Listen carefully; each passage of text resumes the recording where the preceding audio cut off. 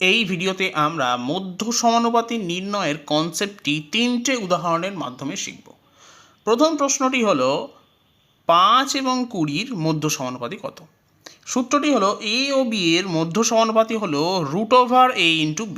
তাহলে প্রথম যে সমস্যাটি আছে এর সমাধান হবে √5 × 20, তার মানে √100, তার মানে 10। দ্বিতীয় সমস্যাটিতে বলা হয়েছে বা নির্ণয় করতে বলা হয়েছে √5 এবং √20 এর মধ্য সমানুপাতি কত।